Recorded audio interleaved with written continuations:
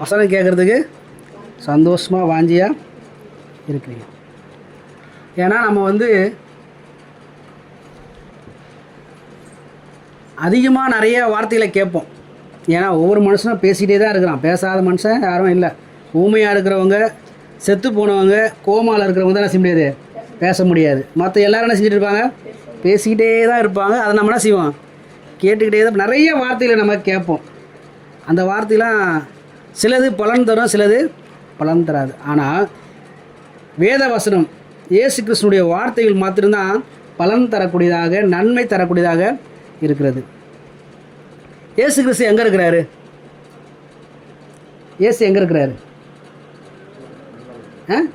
பரலோகத்தில் இருக்கிறாரா? பரலோகத்தில் இருக்கிறாரா? இருதயத்தில் இருக்கிறாரா? இயேசு கிறிஸ்து எங்கே இருக்கிறாருன்னா,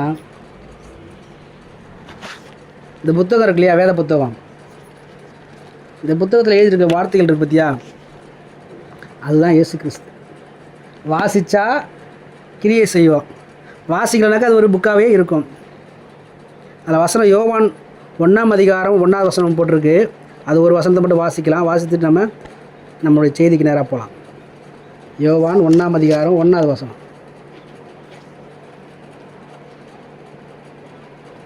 127 பக்கம் இருக்கு பாருமா.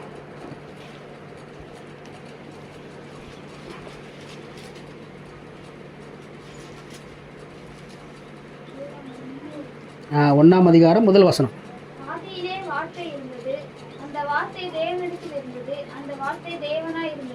அல்லேலூயா.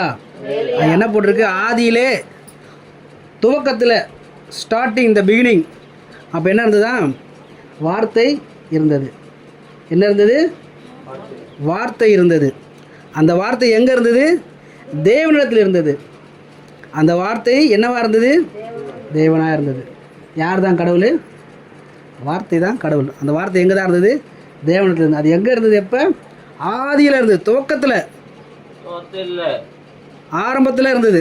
அந்த ஆரம்பத்தில் இருந்த அந்த வார்த்தை தான் தேவனாக இருக்குன்னு சொல்லி இங்கே பார்த்தோம். அதனால யார் தான் தெய்வம்? இந்த வேதாகமத்தில் இருக்கிற அந்த வார்த்தைகள் தான் என்னவாக இருக்குது? தெய்வமாக இருக்கிறார். வாசித்தா அது கிரியை செய்யும். வாசிக்காமல் இது அப்படியே வச்சுருந்தா இது எப்படி தான் இருக்கும்? புக்காக தான் இருக்கும், ஒரு புத்தகம் மாதிரி தான் இருக்கும். இதை வாசித்தா தான் கிரியை செய்யும். ஏன்னா வாசித்தா தான் தேவன் நசுவார், தேவ வார்த்தை வெளியே வரும், அது நன்மை செய்வதாக இருக்கும். அதனால் நம்ம இயேசு கிறிஸ்து வந்து எங்கேயோ இருக்கிறாரு, பரலோகத்தில் இருக்கிறாரு, கரெக்டு தான், நமக்குள்ளே இருக்கிறாரு, கரெக்டு தான். ஆனால் அது வாசித்தா தான் அந்த வார்த்தை கிரியை செய்யும். நமக்குள்ளே இயேசு இருக்கிறார் எப்படி சொல்ல முடியும்? எப்படி இயேசு கிறிஸ்து நமக்குள்ளே இருக்கிறார் சொல்ல முடியும்? இந்த வார்த்தை நமக்குள்ளே இருந்ததுனா தான் இயேசு கிறிஸ்து உள்ளே இருப்பார். இந்த வார்த்தை நமக்குள்ளே இல்லைன்னா இருக்க மாட்டார். அதனால் நம்ம அதை நம்ம மனதை வச்சுக்கொள்ளணும். இயேசு கிறிஸ்து எங்கே இருக்கிறாரு? வார்த்தையாக இருக்கிறாரு, எனக்குள்ளே இருக்கிறாரு. வார்த்தையாக இருக்கிறதுனால அவர் எனக்குள்ளே இருக்கிறாரு. அல்லேலூயா. சரி, நம்ம கடந்த வாரத்தில் பார்த்ததான இந்த வசனத்துடைய தொடர்ச்சியை நம்ம பார்க்கலாம். கடந்த 2 வாரங்களாக நினைக்கிறேன். 2 வாரமா 3 வாரமா? 2 வாரம். 2 வாரமாக என்ன பார்த்தோம்? நம்ம யாக்கோபு நிருபத்தை குறித்து நம்ம பார்த்துட்டு வந்தோம். 4 வசனங்களை ஒரு முறை பார்த்தோம். அதுக்கப்புறம் 5ஆவது வசனத்தையும் பார்த்தோம். 6ஆவது வசனத்துலையும் அதோடைய சாராம்சத்தை நம்ம பார்த்தோம். இன்றைக்கி நம்ம பார்க்க இருக்கிறது வந்து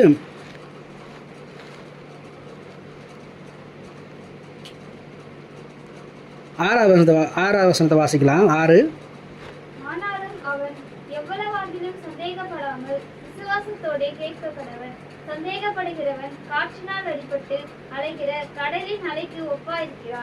அல்லேலூயா.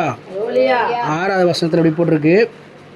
ஆனாலும் அவன் எவ்வளவாகிலும் சந்தேகப்படாமல் விசுவாசத்தோடே கேட்க கடவன்.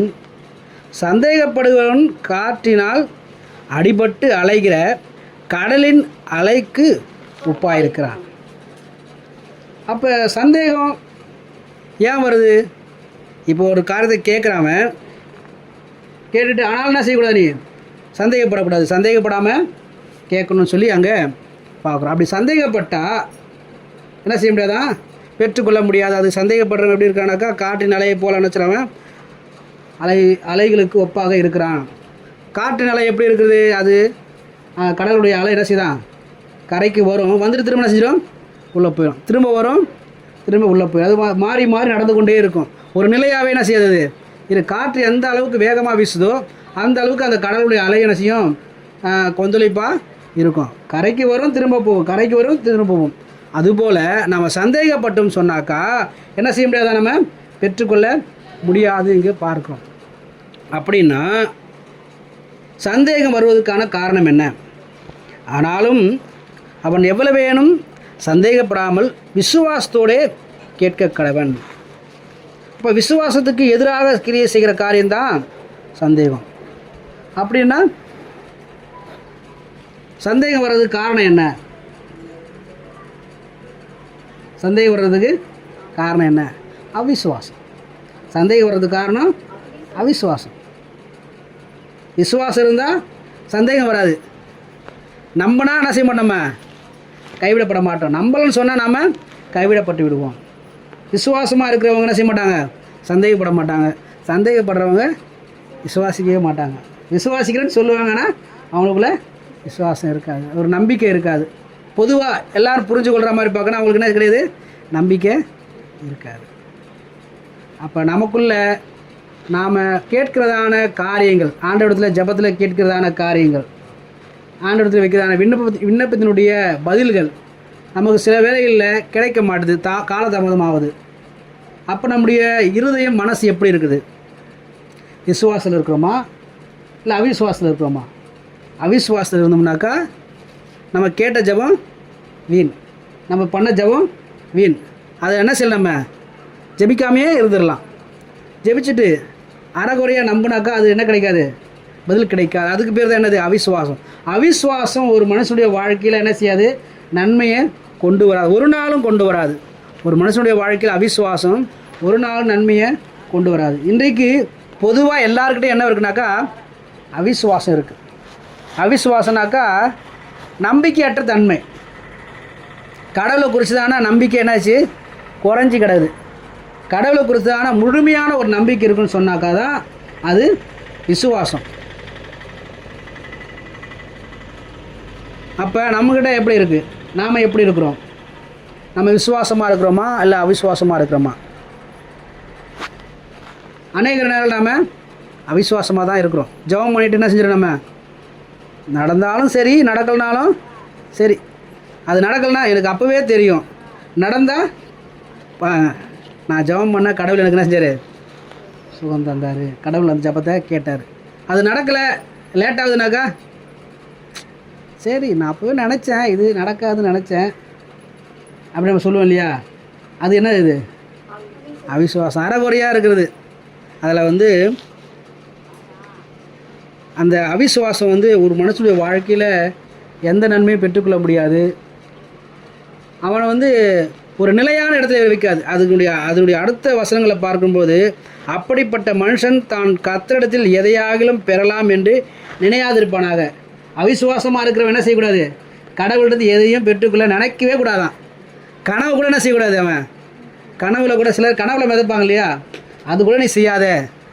என்ன செய்ய முடியாது, அவிசுவாசமாக இருந்து எதையுமே நீ கடவுள்கிட்ட நீ பெற்றுக்கொள்ள முடியாது. அவன் என்ன செய்ய முடியாது, கர்த்தரிடத்தில் எதையும் பெற்றுக்கொள்ள நினைக்கவே தேவையில்லை. இருமனம் உள்ளவன் தன் வழிகளெல்லாம் நிலையற்றவனாய் இருக்கிறான் என்று 8வது வசனத்தில் பார்க்கிறோம்.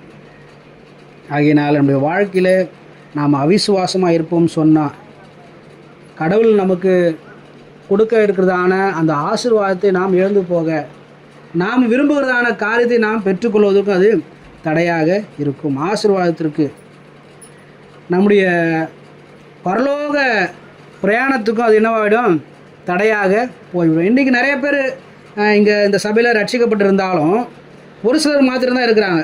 ஒரு சிலர்லாம் என்ன செய்யலை, ஒரு சிலர், நிறைய பேர் இல்லை, பலர் என்ன செய்கிறாங்க, தூர போயிட்டாங்க. ஒரு சிலர் தான் இருக்கிறாங்க. ஏன்? அவங்களுக்குள்ள என்ன இல்லை, அந்த விசுவாசமானது மருவி என்னது, கட்டெரும்பு தேஞ்சு கழுதை தேஞ்சு கட்டெரும்பான கதையை போல் அவனோட விசுவாசம் என்ன ஆயிடுச்சு, விசுவாசம் சோதிக்கப்படும் போது அந்த சோதனையில் என்ன செஞ்சாங்க, அவங்க விழுந்து போயிட்டாங்க. விசுவாசம் என்ன கொண்டு வரும், சோதனையை கொண்டு வரும். நம்ம அந்த சோதனையில், துக்கத்தில், அந்த கவலையில், வேதனையில் நம்ம மூழ்கி போகாதபடிக்கு அவையிலேருந்து நம்ம மேல் நோக்கி விசுவாசத்தில் நம்ம வலுவூன்றி வர வேண்டும் என்று சொன்னால் கடவுள் நம்ம கூட இருக்கணும். அப்படி கடவுள் நம்ம கூட இல்லைன்னு சொன்னாக்கா நம்முடைய விசுவாசத்தில் என்ன செஞ்சுவோம்? வருகிறதான துன்பத்தில், கஷ்டத்தில், பாடுகளில் நம்ம சோர்ந்து போயிடுவோம். அப்படி சோர்ந்து போகும்போது என்ன வந்து நமக்கு அவிசுவாசம் கொஞ்சம் லைட்டாக எட்டி பார்க்கும். அவிசுவாசம் கொஞ்சம் லைட்டாக எட்டி பார்த்தோன்னே சரி நமக்கு அவ்வளோதான் போல், சீச்சி இந்த பழம் புளிக்குதுன்ற மாதிரி அவ்வளோதான், நமக்கு இதெல்லாம் கிடைக்காது, நான்லாம் படித்து பெரிய மார்க் வாங்க முடியாது, நான்லாம் படித்து அவங்கள மாதிரி டாக்டர்லாம் ஆக முடியாது, கலெக்டர் ஆக முடியாது, இன்ஜினியர் ஆக முடியாதுன்னு நமக்குள்ளே ஒரு அவநம்பிக்கை வருது பார்த்தியா. எனக்கெல்லாம் வந்து என்ன கிடைக்காது? வேலை கிடைக்காது. எனக்கு நான் படித்த படிப்புக்கு எங்கே வேலை கிடைக்கும்? அப்போ படித்து வேலை செய்கிறவங்க எல்லாரும் அந்தளவுக்கு படிச்சிருக்கிறாங்களா? அவங்களுடைய முயற்சி, அவங்களுடைய நம்பிக்கை, கடவுள் மேலே வைத்திருக்குதான அந்த ஒரு விசுவாசம். வசனம் சொல்லுகிறது, பக்தி உள்ளவனை கர்த்தர் தமக்கென்று தெரிந்து கொண்டு. எல்லா மக்களும் பக்தியாக தான் இருக்கிறாங்க. என்ன பக்தியாக இருக்கிறாங்க? தெய்வ பக்தியாக இருக்கிறாங்க. என்ன, நாம் இயேசு கிறிஸ்து தான் நமக்காக ஜீவன் கொடுத்தவர்ன்றதான தெரிஞ்சு இந்த பக்கம் நம்ம தெய்வ பக்தியாக இருக்கிறோம். அவங்க அறியாமலும் அவங்கள ஏதோ ஒரு வழிபாட்டில், ஏதோ ஒரு நம்பிக்கையில் அவங்க என்ன செய்கிறாங்க? அந்த காரியங்களை அவங்க தெய்வ பக்தியாக இருக்கிறாங்க. நம்ம எல்லாருமே வந்து பூர்வீகமாக இயேசு கிறிஸ்துவை பின்பற்றி வருகிறோமா? முற்பிதாக்கள்லேருந்து எங்கள் தாத்தாவுக்கு தாத்தா அப்படிலாம் கிடையாது. எங்கள் ஃபேமிலியிலே முதல் தலைமுறை தான் நாங்கள் இயேசு கிறிஸ்துவை ஏற்றுக்கொண்டது. அதுபோல் அப்போ எங்கள் முற்பிதாக்கள் என்ன செஞ்சுருப்பாங்க? பக்தியாக தான் இருந்தாங்க அவங்களும். எங்கள் தாத்தா வந்து ஒரு முருக பக்தர். ரொம்ப பக்தியானவர் அவர். ஆனால் தெய்வத்தை ஏற்றுக்கொள்ளலை. ஆனால் கடவுள் என்ன செஞ்சார்? அவங்கள நேசித்தார். ஏன்னு சொன்னால் வசனம் சொல்லுது, பக்தியுள்ளவரை கர்த்தர் தமக்கென்று தெரிந்து கொள்கிறார். வசனம் சொல்லுகிற பிரகாரம் பக்தியாக இருக்கிற எல்லா மக்களையும் கடவுளை செய்கிறாரா? தமக்காக தெரிந்து கொள்கிறார். நாம் அந்த கடவுளை தெரிந்து கொள்கிறோமா? கடவுள் என்ன தெரிந்து கொண்டார், நான் அவருக்காக இருக்கிறேன் அப்படி சொல்லி நம்ம தெரிந்து கொள்கிறோமா? இல்லை. அப்போ நம்முடைய வாழ்க்கையில் அநேக நேரம் அவிசுவாசம் வருவதற்கு நாம் என்ன செஞ்சிடறோம்? சோர்ந்து போயிடும், விட்டு கொடுத்துட்றோம். அவிசுவாசத்துக்கு நாமே விட்டு கொடுத்துரும். ஆகினாலே நம்ம அவிசுவாசத்தினாலே எதையும் நம்ம பெற்றுக்கொள்ள முடியாதபடிக்கு நம்ம போய்விடுகிறோம். அவிசுவாசம் சந்தேகத்தை உண்டு பண்ணும். அவிசுவாசம் என்ன செய்யும்? சந்தேகத்தை உண்டு பண்ணும். அவிசுவாசம் போராட்டத்தை கொண்டு வரும். ஒரு வசனம் வாசிக்கலாம்.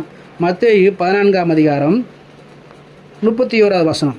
மத்தேயு 14:31.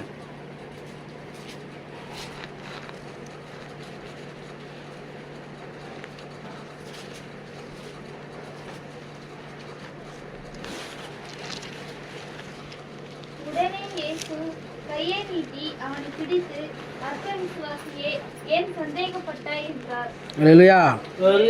அந்த இடத்துல என்ன சொல்லப்பட்டிருக்குன்னா, பேதுரு குறித்து தான் அங்கே சொல்லப்பட்டிருக்கு. பேதுருக்கு என்ன வந்துச்சு? இப்போ சந்தேகம் வந்துச்சு. இயேசு கிறிஸ்து கடல் மேலே நடக்கிறாரு. இவனுக்கு என்ன ஒரு விசுவாசத்தில் சொல்கிறான், நானும் உண்மை போல் நானும் நடக்கணும், தண்ணி மேல் நானும், கடல் மேலே நானும் நடக்கணும்னு சொல்லி அவன் ஆசைப்பட்றான். ஆசைப்படுறது நல்லது தான். அவன் ஆசைப்பட்டது விசுவாசத்தை அது வலுப்படுத்தக்கூடியது தான். அதே போல் அவன் என்ன செஞ்சான்? தண்ணியில் காலை வச்சு கொஞ்சம் தூரம் நடந்து வந்தான். விசுவாசத்தில் தான் நடந்தான் அவன். நாமளும் விசுவாசத்தில் என்ன செய்யறோம்? நிறைய நேரத்தில் ஆரம்பிக்கும் போது விசுவாசமாக ஆரம்பிக்கிறோம். எந்த ஒரு காரியத்தை செய்கிறதுக்கு முன்னாடி நம்ம என்ன செய்யணும்?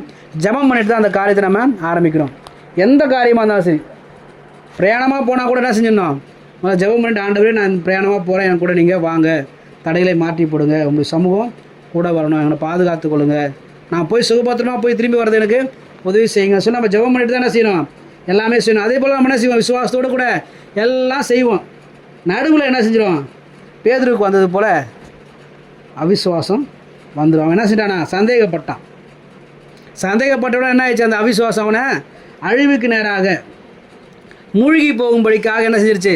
கொண்டு வச்சு. நம்முடைய வாழ்க்கையில் கூட நாம் போகிறதான பிரயாணத்தில், விசுவாச ஓட்டத்தில், நம்முடைய குடும்பத்தில் நாம் விசுவாசத்தோடு கூட தொடர்ந்து இயேசு கிறிஸ்துவை பிடித்து கொண்டு ஓடுவோம்னு சொன்னாக்கா நாம் என்ன செய்ய மாட்டோம்? அமிழ்ந்து போக மாட்டோம். சந்தேகம் வரும்னு சொன்னால் நிச்சயமாக நம்ம என்ன செய்வோம்? அமிழ்ந்து போவோம், தடம் புரண்டு போவோம். பேதுருடைய வாழ்க்கையில் அவன் விசுவாசத்தோடு இருந்தான். அவிசுவாசம் என்கிறதான அந்த காரியம் அவனுக்கு பயத்தை, சந்தேகத்தை கொண்டு வந்தது. சந்தேகம் வந்தவுடனே அவனுடைய வாழ்க்கையில் நினச்சவன் பயப்பட்டான். பயந்து அமிழ்ந்து போகக்கூடிய சூழ்நிலை வந்தது. நாம் ஒவ்வொரு நாளும் நாம் ஆராய்ந்து பார்க்கணும். ஆண்டவரே, நான் விசுவாசத்தில் இருக்கிறேனா, அவிசுவாசத்தில் இருக்கிறேனா? விசுவாசம் என்பது 100% இயேசு கிறிஸ்துவை மாத்திரம் நம்புவது. 100% இயேசு கிறிஸ்துவை மாத்திரம் நம்புவது. ஒரு முறை எப்போ அப்படின்னா, இங்கே ஊழித்து வரும்போது தான், முதல் வாரமாக 2வது வாரமாக சரியாக ஞாபகம் இல்லை. நான் என்ன செய்கிறேன், எப்பவும் போல் வந்துட்டு ரிட்டர்ன் போகும்போது என் வண்டியில் பெட்ரோல் இல்லை. பெட்ரோல்னாக்கா அங்கே கீழாம்பாக்கம் வர்றதுக்கு 45 கிலோமீட்டர் வரும் வெள்ளிப்பாக்கத்துலேருந்து. என் வண்டியில் வந்து மைலேஜ் கம்மியாக தான் வரும், 40 தான் வரும். வரும்போது என்ன செஞ்சேன், வந்துட்டேன் கிளாம்பாக்கம் வரைக்கும். வந்துட்டு ஸ்டேஷனில் வந்து பஸ் ஸ்டாண்டில் வந்து வண்டியை போட்டு திரும்ப இங்கே வந்துட்டேன். திரும்ப வந்துட்டு பஸ்ஸில் வந்துட்டு திரும்ப பஸ்ஸில் போய் திரும்ப வண்டி எடுத்துகிட்டு போகணும். அப்போ அந்த நான் வரும்போதே அந்த கிட்ட வரும்போதே என்ன ஆயிடுச்சுனாக்கா பிளிங்க் ஆகிட்டு வந்தது. இண்டிகேஷன் கொடுத்தது என்னன்னாக்கா பெட்ரோல் இல்லை, பெட்ரோல் போடணும்னு சொல்லி என்ன செய்தது, இண்டிகேஷன் கொடுக்குது. கொடுத்த உடனே நான் சரி போட்டுக்கலாம் நினச்சிட்டு நான் மறந்து அப்படியே வந்துட்டேன். வண்டி விட்டு இப்படி இங்கே வந்துட்டு ப்ரேயர்லாம் முடிச்சுட்டு திரும்பி போகிறேன். நான் இங்கேருந்து அங்கே போகும்போது எத்தனை மணினா 1:30 மணி இருக்கும். நைட்டு 1:30 மணிக்கு நான் போனோம். இங்கே வந்து ப்ரேயர் முடிச்சுட்டு போனால் பஸ் ஏறி போனால் லேட்டாகும், அங்கே 1:30 மணி ஆகிடும். 1:30 மணிக்கு போனால் எங்கே பெட்ரோல் போடுறது? அதுவும் அந்த பைபாஸில் அங்கேருந்து போரூர் போகிற வரையிலும், போரூர் தாண்டி கோயம்பேடு போகிற வரைக்கும் என்ன கிடையாதுனாக்கா, அம்பத்தூர் போகிற வரைக்கும் பெட்ரோல் பங்கே கிடையாது. 45 கிலோமீட்டர் போனோம். ஆனால் அங்கேருந்து வரும்போது என்ன வந்தது, பிளிங்க் ஆகிட்டே வந்தது. நான் கையில் காசு இருந்தாலும் பெட்ரோல் இல்லாமல் வண்டி நின்று போச்சுன்னா என்ன செய்ய முடியாது, தள்ளிட்டு தான் போனேன். நைட்டு 1:30 மணிக்கு தள்ளிட்டு போனால் போலீஸ்கார விடுவானா, எங்கேருந்துடா திருட்டு வர வண்டின்னு கேட்பான். ஆனால் நான் என்ன நினச்சேனாக்கா, நான் வந்து கடவுளை ஊழியத்தை செய்துட்டு வரேன். நான் விசுவாசத்தோடு நான் என்ன செய்கிறேன், வண்டியை ஸ்டார்ட் பண்ணி ஓட்டுறேன். ஆண்டவர் என்ன செஞ்சேன், வீட்டுக்கு பத்திரமா கொண்டு போயிடணும் சொல்லி 100% ஆண்டவரை தவிர வேறு ஒன்றுமே கிடையாது. எனக்கு ஜெபம் பண்ணிகிட்டே ஸ்தோத்திரம் பண்ணிகிட்டே வந்தேன். அதே போல் அங்கே ஆன் பண்ண வண்டி ஸ்டார்ட் ஆகி வீடு வரைக்கும் அது என்ன வந்தது, அது பிளிங்க் ஆகிட்டே வந்தது. வீடு வந்து சேர வரைக்கும் வண்டி எங்கேயுமே ஆஃப் ஆகலை. அந்த நைட்டில் நான் சுகபத்திரமாக வந்து சேர்ந்தேன். இது ஏன் சொல்ல வரேன்னா, நாம் நம்முடைய சூழ்நிலைகளில் நமக்கு வருவதான கஷ்டமான சூழ்நிலை, நெருக்கமான நேரங்களில் நம்ம என்ன செய்கிறோன்னா, நம்முடைய விசுவாசம் வந்து சோதிக்கப்படும். ஒவ்வொரு நேரமும் சோதிக்கப்படும். ஒரு நாள் மட்டும் இல்லை, எல்லா நாளும் என்ன செய்யும், விசுவாசமானது சோதிக்கப்படும். அந்த சோதனை வரும்பொழுது, கஷ்டம் வரும்பொழுது நம்ம அவைகளை சோர்ந்து போயிடுறோமா, அவிசுவாசத்துக்கு நேராக தளர்ந்து போயிடுறோமா, அதுதான் முக்கியம். 100% இயேசுவையே சார்ந்திருப்போம் சொன்னால், கடவுளை தவிர வேறு யாரையுமே நம்பாமல் இருப்போம் சொன்னால், அது என்னவா அது, விசுவாசம். அது பகல் நேரமாக இருந்து, நான் போனது பகல் நேரமாக இருந்து, கையில் காசு இருந்து, அப்படி ஒரு சூழ்நிலை இருந்துனாக்கா நான் நினச்சிப்பேன், நின்னாலும் பரவாயில்ல, என்கிட்ட என்ன இருக்குது, காசு இருக்குது, போகிற வேலை என்ன செய்யணும், பெட்ரோல் போட்டு போயிடுவேன் அப்படின்னு ஒரு நம்பிக்கை வரும். அப்படி வந்ததுன்னா அது என்ன கிடையாது, விசுவாசம் இல்லை, அது அவிசுவாசம். கடவுளை நான் என்ன செய்யலை, 100% நம்பலை. ஆனால் அது இரவு நேரமாக இருந்தபடினால வேறு வழியே கிடையாது, இயேசுவை தான் என்ன செஞ்சால் நம்பியோம். அதுபோல் நம்முடைய வாழ்க்கையில் நமக்கு வருகிறதான சோதனைகளில் நம்முடைய விசுவாசம் எப்படி இருக்குது, அவிசுவாசமாக போகுதா இல்லை விசுவாசத்தில் நாம் இருக்கிறோமோ? அவிசுவாசமாக போகும்னு சொன்னால் நமக்கு என்ன வராங்க, ஒரு பயம் வரும், ஒரு சந்தேகம் வரும். ஆகையால் நம்முடைய வாழ்க்கையில் அவிசுவாசத்துக்கு மாத்திரம் எப்பொழுதும் என்ன செய்யக்கூடாது, இடம் கொடுக்கவே கூடாது. அவிசுவாசம் இடம் கொடுத்தோம்னாக்கா நம்ம என்ன செய்யாது, பயத்துக்குள்ளே கொண்டு போவோம், சோதனைக்குள்ளார அது, சந்தேகத்துக்குள்ளார அது நம்மை கொண்டு போவோம். அப்போ அது சந்தேகத்தை அது கொண்டு வந்ததுன்னு சொல்லி பார்க்கணும். பேதுருவின் வாழ்க்கையில் அது சந்தேகத்தை கொண்டு வந்தபடினாலே, அந்த அவிசுவாசமான ஒரு எண்ணம் சந்தேகத்தை கொண்டு வந்தபடினாலே அவன் பயத்துக்குள்ளாக அமிழ்ந்து போக முடியாத ஒரு சூழ்நிலைக்குள்ளாய் வந்தான் என்று பார்க்கும். அது மாத்திரம் இன்னொரு வசனத்தை கூட வாசிக்கலாம். ரோமருக்கு நிருபம் 4ஆம் அதிகாரம் 20வது வசனம். ரோமர் 4:20.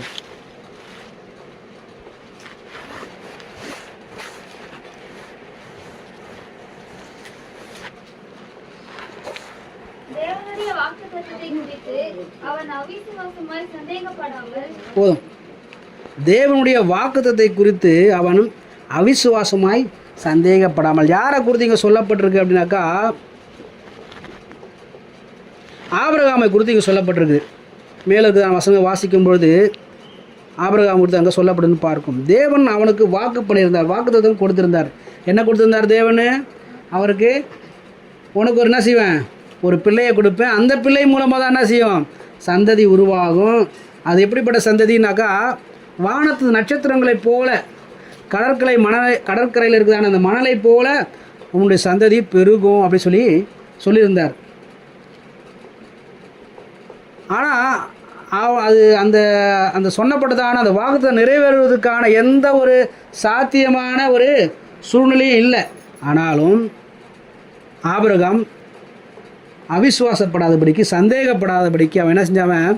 விசுவாசத்தோடு இருந்தான். என்னென்னு? கர்த்தர் எனக்கு வாக்கு பண்ணியிருந்தார், அதை நிச்சயமாக அவர் செய்வார் என்று சொல்லி அவன் விசுவாசிச்சிருந்தான். நாம் கூட நம்முடைய வாழ்க்கையில் கர்த்தர் நமக்கு கொடுக்கிறதான வாக்குத்தத்தங்களை குறித்து சந்தேகப்படவே கூடாது. அநேக நேரம் நமக்கு ஆண்டவர் என்ன செய்கிறார்? வசனங்கள் மூலமாக வாக்குத்தத்தங்களை கொடுக்குறார், வாக்குத்தத்த வசனங்களை கொடுக்குறார்.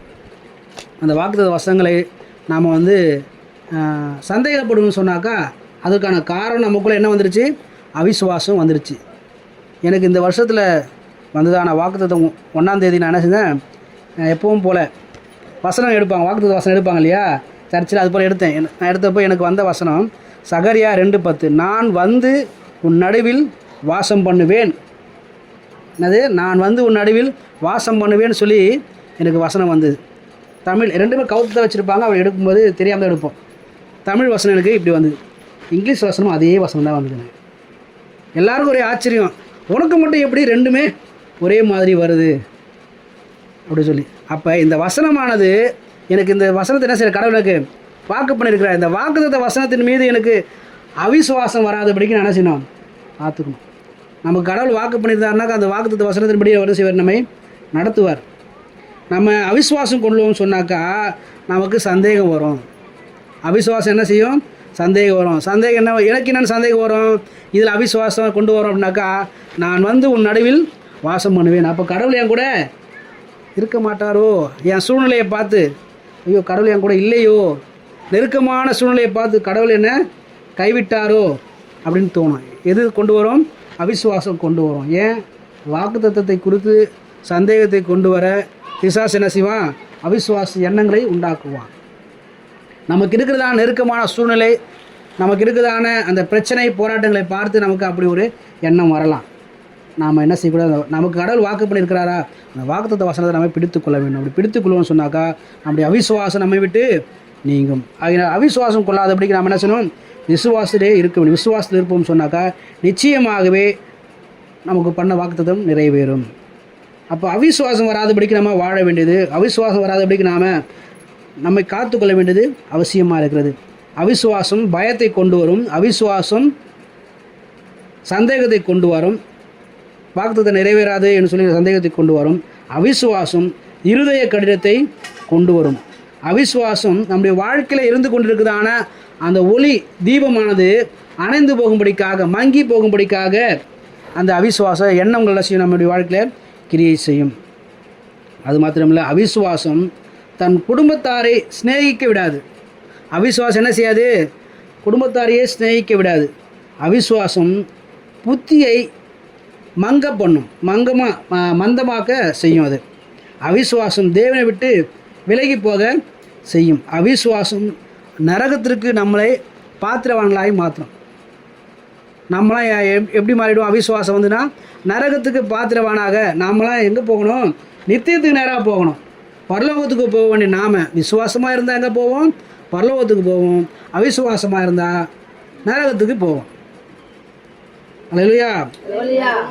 நாம் நம்முடைய வாழ்க்கையில் அவிசுவாசம் வர நம்ம இடம் கொடுக்கக்கூடாது. அப்படி கொடுப்போம்னு சொன்னால் நம்முடைய வாழ்க்கையில் ஒரு நாளும் நம்ம விசுவாசத்தின் மூலம் வருகிறதான ஆசீர்வாதத்தை நம்ம பெற்றுக்கொள்ள முடியாது. நம்முடைய இருதயத்தை என்ன செய்யாது? கடினப்படுத்தும் சொல்லி பார்க்கிறோம் அவிசுவாசம். மார்க்கு 16:14 வாசிக்கிறோம். மார்க்கு 16:14.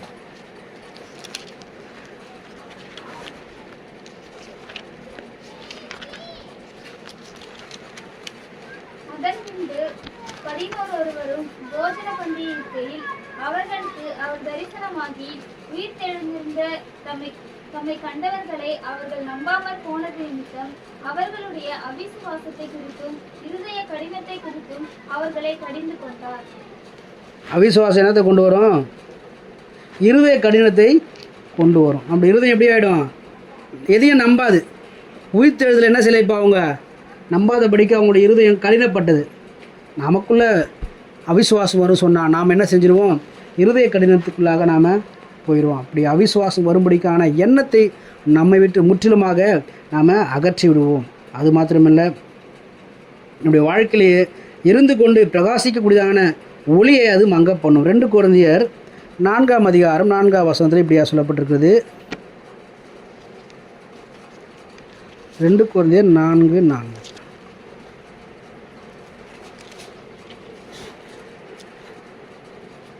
தேவனுடைய சாயலாய் இருக்கிற கிறிஸ்துவின் மகிமையான சுவிசேஷத்தின் ஒளி அவிசுவாசிகளாகிய அவர்களுக்கு பிரகாசமாய் இராதபடிக்கு இப்பிரபஞ்சத்தின் தேவனானவன் அவர்களுடைய மனதை குருடாக்கினான். அவன் என்ன செஞ்சிருமா? அந்த ஒளியை மங்கும்படிக்காக, சுவிசேஷத்தின் ஒளி நம்முடைய இருதயத்திலே பிரகாசிக்காதபடிக்கு மங்கி போக செய்து விடுமா. எது? அவிசுவாசம். நம்முடைய வாழ்க்கையில் அவிசுவாசமான எண்ணம் வருவதற்கு நாம் என்ன செய்யக்கூடாது? ஒரு நாளும் இடம் கொடுக்கவே கூடாது. அவிசுவாசமான எண்ணம் நம்முடைய வாழ்க்கையிலே இருந்து கொண்டிருக்கிறதான, பிரகாசித்து கொண்டிருக்கிறதான அந்த ஒளியை மங்கச் செய்துவிடும் என்று சொல்லி இந்த வசனம் சொல்லுகிறது. நாம் ஒரு நாளும் அப்படிப்பட்டதான அவிசுவாச எண்ணங்களுக்குள்ளாக நம்மை கொண்டு போகாதபடிக்கு பார்த்துக்கொள்வோம். அது மாத்திரமில்லை, தன்னுடைய குடும்பத்தையே நேசிக்க விடாது அவிசுவாசம். 1 தீமோத்தேயு 5ஆம் அதிகாரம் 8வது வசனம். 1 தீமோத்தேயு 5:8.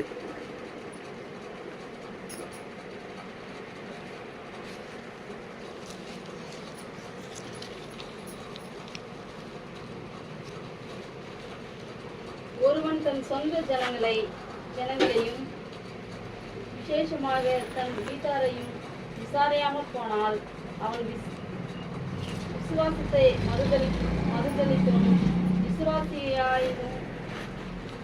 அவிசுவாசியிலும் கெட்டவனாக இருப்பான். அவன் என்னவா எப்படி இருக்கிறான்? ஒருவன் தன் சொந்த ஜனங்களையும் விசேஷமாக தன் வீட்டாரையும் விசாரியாமல் போனால் அவன் விசுவாசத்தை மறுதலித்தவனும் அவிசுவாசியிலும் கெட்டவனாக இருப்பான்னு சொல்லி பார்க்கும். இப்போ குடும்பத்தையே அவன் செய்ய மாட்டான், நேசிக்க மாட்டான். குடும்பத்தை அவன் விசாரிக்க மாட்டான். குடும்பம் என்பது என்னது? இப்போ என் குடும்பம் சொன்னாக்கா என்னுடைய மனைவி, எனக்கு இருக்கிற 2 பிள்ளைங்க, அது என்னுடைய குடும்பம். ஒவ்வொருத்தருக்கும் அப்படி இருக்குது. இப்போ சபைக்கு வந்துட்டால் என்னது? எல்லாருமே என்னவாக இருக்கிறோம்? குடும்பமாக இருக்கிறோம். கிறிஸ்துவனுடைய அங்கமாக இருக்கிறோம். கிறிஸ்துவின் சரீரத்தில் நம்ம எப்படி இருக்கிறோம்? ஒரு அங்கமாக இருக்கும். நாம் எப்படி இருக்கோம்? ஒரு குடும்பமாக இருக்கும். அப்போ ஒருவரை என்ன செய்யணும்? விசாரிக்கணும். ஒருவரை விசாரித்து அவங்களுடைய குறைவுகளை கேட்டு அவங்களுக்காக நம்ம செபிக்கணும். அப்படி செய்யலை சொன்னால் நம்ம விசேஷமாக அங்கே சொல்லப்பட்டதுலேயே என்ன போட்டோம்னா, விசேஷமாக அந்த வசனம் திரும்ப வாசிக்கலாம்.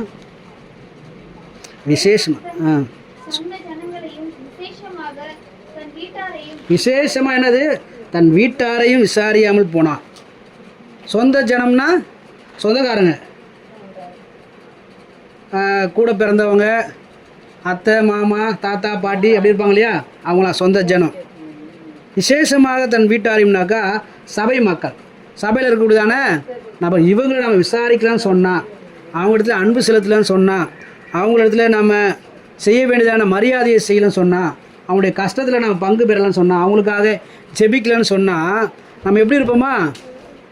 அவிசுவாசை காட்டிலும் ரொம்ப மோசமானவங்களாக இருப்போம்னு சொல்லி வசனம் சொல்லுது. அப்போ நம்முடைய வாழ்க்கையில் அவிசுவாசமாக இருக்கக்கூடியதான, அவிசுவாசத்தை கொண்டு வரக்கூடியதான அந்த சூழ்நிலைக்கு நேராக நாம் போகாதபடிக்கு விசுவாசத்திலேயே நாளுக்கு நாள் வளர நாமே உற்சாகப்படுத்த வேண்டும். விசுவாசமானது நம்பப்படுகிற உறுதியும் காணப்படாதவர்களும் நிச்சயமாக இருக்கிறது வசனம் சொல்லுது. அவிசுவாசம் நம்முடைய மனசாட்சி என்ன செய்யும்? பொய்யாக்கும். மனசாட்சியில் ஒரு உறுதி இல்லாதபடிக்கு நம்மை அது மாற்றும். அவிசுவாசம் நம்ம தேவனை விட்டே என்ன செஞ்சிடும்? தூர கொண்டு போயிடும். எபிரேயர் 3ஆம் அதிகாரம் 12ஆம் வசனத்தில் எப்படியா போட்டிருக்கு? அவிசுவாசம் சகோதரரே, ஜீவனுள்ள தேவனை விட்டு விலகுவதற்கு ஏதுவான அவிசுவாசம் உள்ள பொல்லாத இருதயம் உங்களில் ஒருவனுக்குள்ளும் இராதபடிக்கு நீங்கள் எச்சரிக்கையாக இருங்கள். பாருங்கள், இப்போ நம்ம என்ன எப்படி இருக்கணுமா? எச்சரிக்கையாக இருக்கணும். அவிசுவாசம் என்ன செஞ்சிடும்? கடவுளை விட்டு நம்ம என்ன செஞ்சிடும்? தூர கொண்டு போயிடும். அவிசுவாசம் என்ன செஞ்சிடும்? கடவுளை விட்டு தூர கொண்டு போயிடுங்க. அதனால தான் நிறைய பேர் சபையில் காணும். அவிசுவாசம் வந்ததுனால தான் என்ன செஞ்சிட்டாங்க? அவங்க கடவுளை விட்டு தூர போயிட்டாங்க. நாம் அப்படி அவிசுவாசம் உள்ளவர்களாய் வாழாதபடிக்கு விசுவாசம் உள்ளவர்களாய் வாழ, கிறிஸ்துவின் மீது நம்பிக்கையுள்ளவர்களாய் நம்ம வாழ நம்முடைய விசுவாசமானது பலப்படத்தக்கதாக. அநேக நேரங்கள் அவிசுவாசம் வருவதற்கான காரணம் நமக்கு வருவதான சோதனைகளை நம்ம என்ன செய்ய முடியல, ஜெயம் பெற முடியல, சோதனைகளை நம்ம ஜெயிக்க முடியல. ஆகையினால் நமக்கு என்ன வருது, அவிசுவாசம் வருது. நம்ம வருவதான சோதனை ஜெயிக்க நமக்கு பலன் இல்லை. மாம்சத்தில் நமக்கு ஒரு சோதனை வரும்னு சொன்னாக்கா அதை மேற்கொள்வதற்கு நமக்கு பலன் உண்டாக நம்ம என்ன செய்வோம், நிறைய காரியங்களை செய்வோம். என்ன செய்வோம், மாம்சத்தில் பலவீனம் வரும்பொழுது இப்போ என்னால் ரொம்ப தூரம் நடக்க முடியல, கால் வலிக்குது அப்படின்னாக்கா எனக்கு என்ன இருக்குது, ஏதோ ஒரு சத்து குறைவாக இருக்கிறதுனால என்னால் நடக்க முடியல. என்ன செய்வோம், நம்ம உடனே டாக்டர் போய் பார்ப்போம், அவங்க தரதான மருந்து மாத்திரையை வாங்கி சாப்பிட்டு பலன் உண்டாக்குவோம். நம்முடைய சரீரம் ரொம்ப மெலிஞ்சிட்டே போகுது, ஏதோ ஒரு பூச்சி என்ன செய்யுது, நம்முடைய சரீரத்தை சதை பிடிக்காதபடிக்கு செய்யுது, அதனால நம்ம மெலிஞ்சிட்டே போகிறோம் அப்படின்னு சொல்லி தெரிஞ்ச டாக்டர் போய் பார்ப்போம். எனக்கு என்ன செய்ய, என்ன சாப்பிட்டாலும் சாப்பாடு என் உடம்புல நிற்க மாட்டேது, சக்தி வர மாட்டேங்குது, நான் அப்படியே மெலிஞ்சிக்கிட்டே போகிறேன் அப்படின்னு சொல்லி டாக்டர் சொன்னால் அவங்க சில சக்தி உள்ள டானிக்லாம் தருவாங்க. அதெல்லாம் வாங்கிட்டு வந்து நம்ம சாப்பிடுவோம். அது மாத்திரம் நல்லா வீட்டில் உடனே செஞ்சுருவோம். மெலிஞ்சு போயிட்டாக்க நல்ல ஆகாரமாக கொடுக்கணும் சொல்லி நல்லா மட்டனு சூப்பு அது இதெல்லாம் வச்சு என்ன செய்வாங்க, கொடுப்பாங்க. நல்லா சாப்பிட்டு உடம்ப தேத்த பார்ப்போம். எதுக்கு, இந்த சரீரத்துக்கு பலன் வரப்படிக்காக. அப்போ உள்ளே இருக்கிறதான அந்த மனுஷன், ஆவிக்குரிய மனுஷன் அவிசுவாசத்தில் போகாதபடிக்கு விசுவாசத்தில் இருக்க வேண்டும் சொன்னால், அவனுக்கு பலன் வேண்டும்னு சொன்னால் நம்ம என்ன செய்யணும், அதுக்கேற்ற ஆகாரத்தை கொடுக்கணும். அதுக்கேற்ற ஆகாரம் எங்கே இருக்குது, இந்த வேத வசனம் தான் அதுக்கேற்ற ஆகாரம். ஒவ்வொரு நாளும் நம்ம என்ன செய்யணும், இந்த வசனத்தை வாசித்து அந்த வசனம் என்ன சொல்கிறது, இந்த வசனம் எதை சுட்டி காட்டுகிறது, நம்முடைய வாழ்க்கை எதை மாற்ற சொல்கிறது, நாம் எதை பிடித்து கொள்ள வேண்டும் சொல்லுகிறதுன்னு சொல்லி நம்ம ஒவ்வொரு நாளும் இந்த வேத வசனத்தை நம்ம வாசித்து அதை நம்முடைய வாழ்க்கையிலே கடைபிடிக்க, நம்முடைய வாழ்க்கையை மாற்றிக்கொள்ள நாம் என்ன செய்யணும், முற்பட வேண்டும். அப்படி செய்யும்பொழுது நம்முடைய விசுவாசம் என்ன செய்யும், பலப்படும். சோதனை வரும்போது அதை மேற்கொள்ள நமக்கு அது பலனுள்ளதாக மாறும். வெளியில் இருக்கிறதான மாம்ச பலன் கொஞ்ச நாள் தான் தேவைப்படும். மாம்ச பலன் கொஞ்ச நாள் தான் தேவைப்படும். அதுக்கப்புறம் அந்த மாம்ச என்ன தான் பலனாக இருந்தாலும் அது என்ன செஞ்சிடான், மண்ணுக்குள்ளே போயிடும். ஆனால் உள்ளே இருக்கிற மனுஷன் இருக்கான் ஐயா, அவன் நித்தியமாக வாழப்போகிறவன். அவனுக்கு தான் இந்த தேவை, பலன் தேவை. அவன் நித்தியமாக வாழ வேண்டியதான அந்த ஆவிக்குரிய மனுஷனுக்கு பலன் வேண்டும் என்று சொன்னால் நம்முடைய விசுவாசம் நாளுக்கு நாள் பலப்பட வேண்டியது, பலன் கொள்ள வேண்டியது அவசியமாக இருக்குது. நம்ம நாளுக்கு நாள் பலப்பட வேண்டும் சொன்னால் எப்பொழுதுமே தேவனுடைய சமூகத்தில் நம்ம என்ன செய்யணும், வாஞ்சிக்கணும், ஆசையுள்ளவர்களாக இருக்கணும். அதிகமாக வேதத்தை வாசிக்கணும், அதிகமாக வேதத்தை கேட்கணும், அதிகமாக ஜெபிக்கணும், தேவனோடு கூட அதிகமாக நெருக்கமாக இருக்கணும். கடவுள் நமக்கு கொடுத்ததான வாக்குத்தத்தங்களை நாம் பிடித்து கொள்ள வேண்டும். நாம் பெற்றதான சந்தோஷத்தை, நாம் கண்டு கொண்டதான அந்த ரட்சிப்பை மற்றவர்களுக்கு என்ன செய்யணும், தொடர்ந்து சொல்லணும். யாரெல்லாம் இயேசுவை அறியாமல் இருக்கிறாங்களோ, நாம் பெற்றுக்கொண்டதான சந்தோஷத்தை யாரெல்லாம் பெற்றுக்கொள்ளாமல் இருக்கிறாங்களோ அவங்களுக்கும் என்ன செய்யணும், தொடர்ந்து இயேசு கிறிஸ்துவின் அன்பை சொல்லணும். அப்படி சொல்லுவோம் சொன்னால் நிச்சயமாகவே அந்த விசுவாசமானது நாளுக்கு நாள் என்ன செய்யும், பலப்படும்.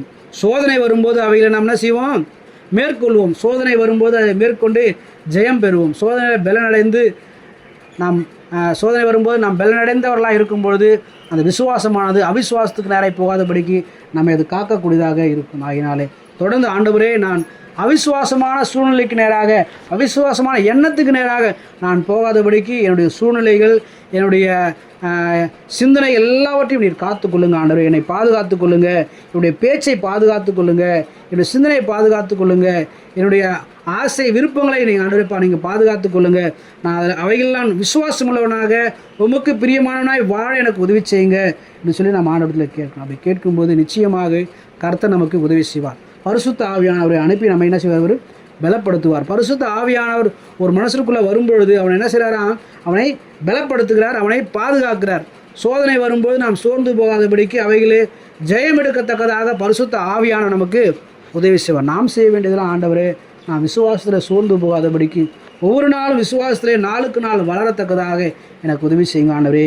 என்னுடைய அவிசுவாசம் நீங்கள் எனக்கு உதவி செய்யுங்க ஆண்டவரே. நான் ஒரு நாளும் அவிசுவாசத்துக்குள்ளாய் போகாதபடிக்கு ஆண்டவரை என்னை பாதுகாத்து கொள்ளுங்க என்று நம்ம ஆண்டவரத்தில் கேட்கணும். நம்ம அப்படி ஆண்டவரத்தில் அவிசுவாசமான எண்ணத்தை விட்டு நீங்கள் கேட்கும்போது நிச்சயமாகவே அவர் நம்முடைய விசுவாசத்தை என்ன செய்வார், வர்த்திக்க பண்ணுவார். பேதுருவை பார்த்து இயேசு ஒரு முறை எப்படியா சொல்கிறாரு, பேதுருவே, பிசாசானவன் என்ன செய்கிறான், சோதிக்கும்படிக்காக கோதுமையானது சுடைகளே சோதிக்கப்படுவது போல சோதிக்கிறதுக்காக உன்னை கேட்டான்.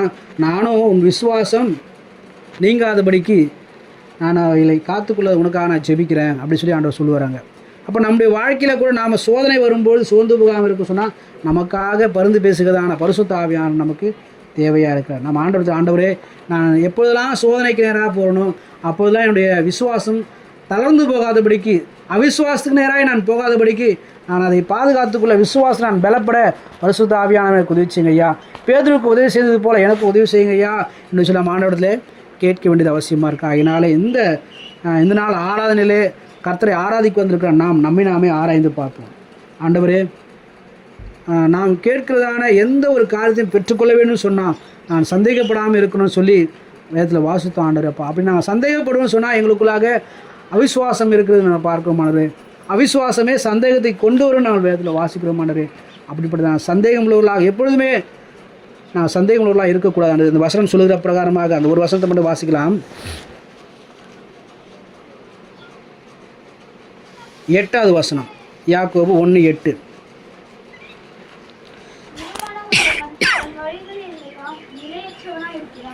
இருமனம் உள்ளவன் தன் வழியெல்லாம் நிலையற்றவனான். இருமனம் எதனால் வருதுன்னா அவிசுவாசத்தினால. இருமனம் அவிசுவாசத்தினால வருது. நமக்கு அநேக நேரங்கள் அந்த இருமனம் தான் நமக்கு தெரிய மாட்டேங்குது. எது இருமனம், அவிசுவாசத்தை கொண்டு வருவதான இருமனம் எதுன்னு சொல்லி நமக்கு தெரிய மாட்டேங்குது. செய்யலாமா வேண்டாமா, அதுதான் என்னது அவிசுவாசத்தை கொண்டு வருவதான இருமனம். 2 மனசு, போகலாமா வேண்டாமா, ஜெபம் பண்ணலாமா வேண்டாமா, ஊருக்கு போகலாமா வேண்டாமா, வண்டியில் போகலாமா பஸ்ஸில் போகலாமா, அப்புறம் இந்த சாப்பாடு சாப்பிட்லாமா இல்லை அந்த சாப்பாடு சாப்பிட்லாமா, அம்மா சொல்கிறத கேட்கலாமா கேட்க வேண்டாம், ஃப்ரெண்ட்ஸ் சொல்கிறத கேட்கலாமா கேட்க வேண்டாமா, பிள்ளைங்களாம் நல்லா வருவாங்களா வரமாட்டாங்களா, என் பிள்ளைங்களாம் ஆசீர்வாதமாக இருப்பாங்களா இருக்க மாட்டாங்களா, சொல்கிற பேச்சு கேட்பாங்களா கேட்க மாட்டாங்களா, கீழ்ப்படிவாங்களா கீழ்ப்படிய மாட்டாங்களா, எனக்கு சுகம் கிடைக்குமா சுகம் கிடைக்காதா, இப்படி வரக்கூடியதான இந்த 2 விதமான காரியங்கள் எல்லாமே என்னதான் வருது, அவிசுவாசம் தான் அது கொண்டு வருது. இருமனம் என்பது அவிசுவாசத்திற்கான ஒரு வெளிப்பாடு. விசுவாசமானது ஒரே ஒரு காரியத்தை தான் செய்யும், அவிசுவாசம் தான் 2 காரியத்தையும் செய்யும். ஒன்று இப்படியும் இருக்கும், ஒன்று அப்படியும் இருக்கும். ஒன்று சர்ச்சுக்கும் வரும், விக்கிரகத்தை ஆராதிக்கவும் போகும். ஆகினாலே நாம் எதையும் நிலையாக செய்ய முடியாது. அந்த இருமனமானது நம்முடைய வாழ்க்கையில் இருக்குன்னு சொன்னாக்கா எதையும் என்ன செய்ய முடியாது, நிலையாக உறுதியாகவே செய்ய முடியாது. உறுதியாகவே ஒரு காரியத்தை நம்ம சொல்லவும் முடியாது செய்யவும் முடியாது. நான் வாக்கு பண்ணவே முடியாது. நான் வரேன்னு சொல்லி என்ன செய்ய முடியாது வாக்கு பண்ண, நான் செய்கிறேன்னு சொல்லி வாக்கு பண்ண முடியாது. ஏன்னாக்கா நமக்குள்ளே இருக்கிற அந்த இருமனம், அந்த இருமனம் எதை வெளிப்படுத்துகிறதுனாக்கா அவிசுவாசத்தை வெளிப்படுத்துகிறது. நம்முடைய வாழ்க்கையில் அவிசுவாசம் இல்லாதபடிக்கு, அவிசுவாசம் வராதபடிக்கு வாழ நம்ம முற்பட வேண்டும். அவிசுவாசமானது நம்முடைய வாழ்க்கையிலே ஆரோக்கியத்தை கொண்டு வரக்கூடாது, சுகமாக இருக்கக்கூடாது. நம்ம வியாதியிலே இருக்கணும் தான் என்ன செய்யும் விரும்பும். என்னது அவிசுவாசம் நம்ம வியாதியிலே இருக்கும்படிக்காக அது விரும்பும். அவிசுவாசம் நம்ம முன்னேறி செல்ல முடியாதபடிக்கு செய்யும். அவிசுவாசம் குடும்பத்தில் இருக்க யாரையும் நேசிக்க விடாது, அப்பா அம்மாவை நேசிக்க விடாது, கூட பிறந்தவங்களையும் நேசிக்க விடாது, ஃப்ரெண்ட்ஸையும் நேசிக்க விடாது. யாரை பார்த்தாலும் சந்தேகத்தையே கொண்டு வரும். அவிசுவாசம் எப்போவுமே பயமாகவே அவனை வைத்திருக்க பழகும். எப்போவுமே பயப்படும். எதுக்கு எடுத்தாலும் பயம் வரும். சிலருக்கு எதுக்கு எடுத்தாலும் பயம் வரும். பொதுவாக பெண்களுக்கு கரப்பாம்பூச்சினா பயப்படுவாங்க. பயப்பட மாட்டீங்களா நீங்கள்? எதுக்கு பயப்படுவீங்க? எதுக்கு பயப்பட மாட்டீங்க? எங்கள் ஊர்லாம் கரப்பாம்பூச்சினா பயப்படுவாங்க. எங்கள் ஊரில் என்ன செய்வாங்க, சென்னையிலலாம் கரப்பாம்பூச்சினாலே பயப்படுவாங்க. பாம்புனா பயப்பட மாட்டாங்க. இங்கே பாம்பு பயப்படுவீங்களா? பாம்புக்கெல்லாம் பயப்பட, ஏன்னா அது பெருசாக இருக்குல்ல, கரப்பாம்பூச்சி சின்னதாக இருக்குது. அதுபோல் நம்ம அநேக நேரங்களில் என்ன செய்கிறோம், இந்த அவிசுவாசமானது பயத்தை கொண்டு வரும். எதுக்கு எடுத்தாலும் பயம். கொஞ்சம் உடம்பு வச்சிருச்சுன்னா ஐயோ பயம், ஐயோ குண்டாயிட்டேன். கொஞ்சம் உடம்பு கொஞ்சம் இளைச்ச மாதிரி இருக்குது, ஐயோ இழைச்சி போயிட்டேன் அது பயம். பஸ்ஸு போயிடுச்சு, நம்ம போகிற நேரத்துக்கு முன்னாடி பஸ்ஸு போயிடுச்சு, ஐயோ பஸ்ஸு போயிடுச்சு, இப்போ நான் என்ன பண்ணுவேன், எப்படி நம்ம போகிறது, அது ஒரு பயம். நமக்கு பயம் என்ன செய்யுது, நிறைய காரியங்களில் வருது. இதுக்கெல்லாம் பயம் வர்றதுக்கான காரியம் அவிசுவாசம். 2 மனசாக இருந்தாக்கா அந்த பயத்தை கொண்டு வரும். அவிசுவாசம் விஷயம் பயத்தை கொண்டு வரும். ஆகினால நம்ம அவிசுவாசங்கிறதான அந்த முக்கியமான காரியத்தை நம்ம ஒரு நாள் நம்முடைய வாழ்க்கையில் கொண்டு வரவே கூடாது. அவிசுவாசம் நம்ம விலக்கி வச்சுட்டு விசுவாசத்தில் நாளுக்கு நாள் வளர நம்ம முயற்சி பண்ணணும். விசுவாசமானது என்னது? இது கடவுளை குறித்து பேசுகிறதுலாம் விசுவாசமானது. எதிர்மறையானது நம்பிக்கையை தரக்கூடியது. ஒருத்தர் அந்த வார்த்தையை கேட்கும்போது அவங்க உற்சாகம் அடைவாங்க. இப்போ நான் பேசும்போது உற்சாகம் அடைஞ்சினாக்கா அது விசுவாசமான வார்த்தை. நான் பேசும்போது ஒரே முக்கையாக இருக்குது, அருவியாக இருக்குது கேட்டாக்கா அது விசுவாசமானது கிடையாது. அதனால் விசுவாசத்தை தரக்கூடியதான வார்த்தையாக நம்ம பேசணும். மற்றவங்களுடைய வாழ்க்கையில் அந்த ஒரு சூழ்நிலையானது விசுவாசத்தை கொண்டு வரணுனாக்கா அந்த சூழ்நிலைக்குள்ளாக நீங்கள் போகணுமே தவிர அவிசுவாசத்தை கொண்டு வருவதான சூழ்நிலைக்குள்ளாக போகக்கூடாது. பயம் இருந்த காரியத்தை அது அவிசுவாசம் கொண்டு வருவது போல் சூழ்நிலை கூட என்ன செய்யும்? அது அவிசுவாசம் கொண்டு வரும்.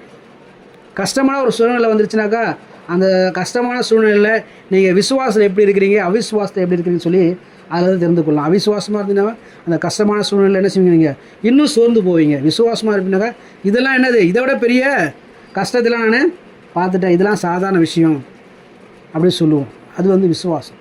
அதனால் நம்முடைய வாழ்க்கையில் விசுவாசத்துக்கு முக்கியத்துவம் கொடுப்போம். விசுவாசத்திலே வளர நம்ம பிரயாசப்படுவோம்.